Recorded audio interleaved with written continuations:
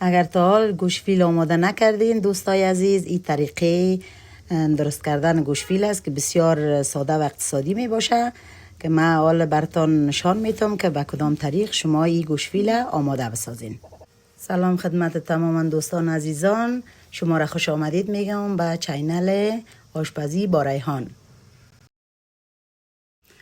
دوستان عزیز، حالا میریم طرف آماده کردن گوشفیل که براتون طریقش نشان میتم به کدام طریق شما آماده بسازین.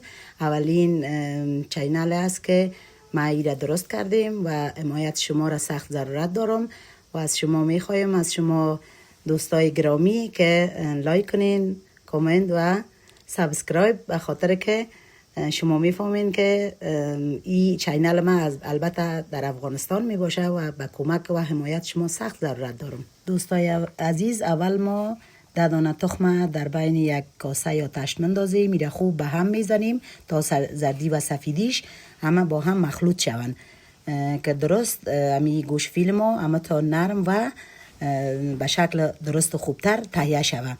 بعدا بیکینگ پودر هم میگیریم به اضافه میکنیم به خاطر که امی گوشفیل ما به صورت درست و خوبتر و بهتر بیایه. در قدم سوم هیل اضافه میکنیم و بعدا وقتی که موادش مخلوط شد دوباره میگیریم هارده همراه ازی گت میکنیم یا اضافه میکنیم. درستش که ما به صورت درستی را حل کنیم، از مکسر استفاده نمی کنیم، همراه دست خود حل میکنیم به خاطر که ما وقتی که خمیر میکنیم امی خمیر ما زود خوب به صورت بهتر خوبتر جا بفته و امی گوشفیل ما بسیار هم تو به صورت منظم هم خوب درست تهیه شود.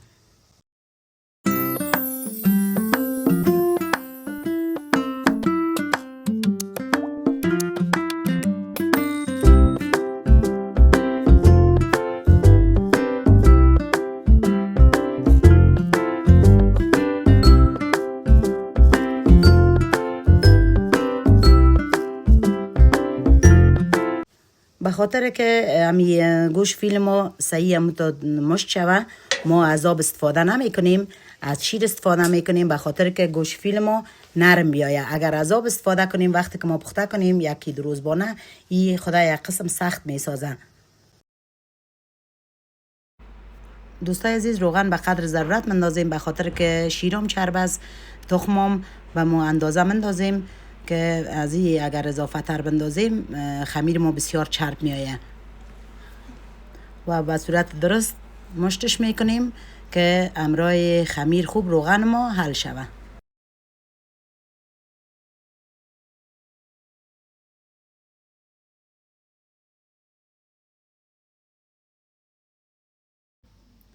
دوستای عزیز، چون بوره داخل خمیر اضافه نمیشه، انداخته نمیشه، به او خاطر ما بوره را از مکسر میکشیم و به خاطر تزیینش که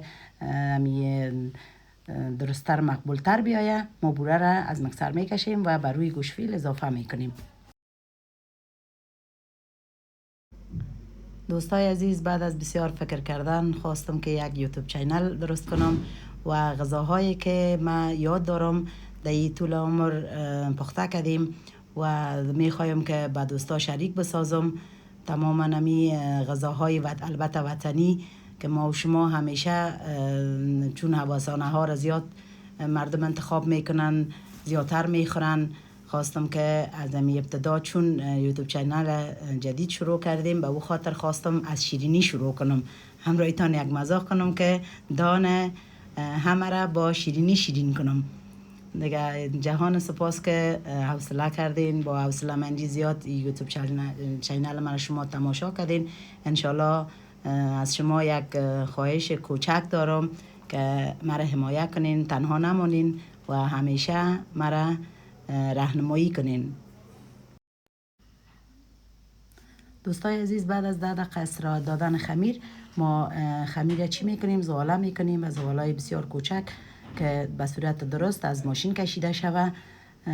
وقتی که از ماشین کشیدیم به قطعات کوچک توته میکنیم و او را تزیین میکنیم، دیزاین میتیم و در بین روغن مندازیم، پخته میکنیم و بعد از پخته شدن بریش بوره را اضافه میکنیم یا بوره را پاش میدیم.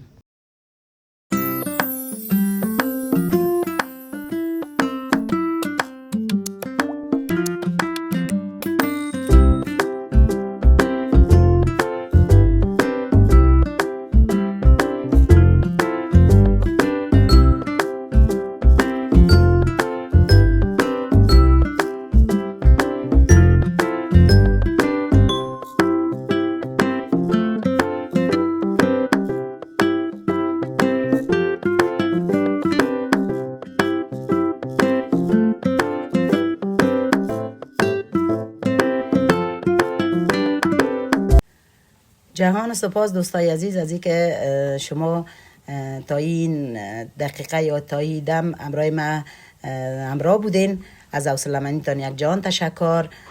به حمایتتان سخت ضرورت دارم. شما میتونین که از این طریق یوتیوب چینل ما به دیگه دوستا هم چی کنین، شیر کنین و اگر خواستین که غذاهای بعدی براتون آماده بسازم. دوستای عزیز، یوتیوب چینل آشپزی با ریحان را لایک، شیر و سابسکرایب کنید. وقتتان خوش.